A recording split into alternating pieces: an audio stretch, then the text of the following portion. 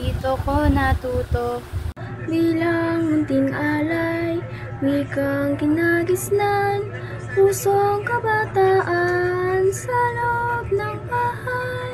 Ikalawang wika sa pag-aaralan, ginamit sa sulat at talakayan.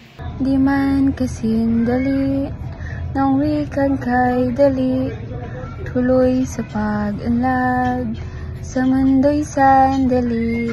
Una at pangalawa, magkaibang tunay, ngunit mahalaga sa isip at buhay.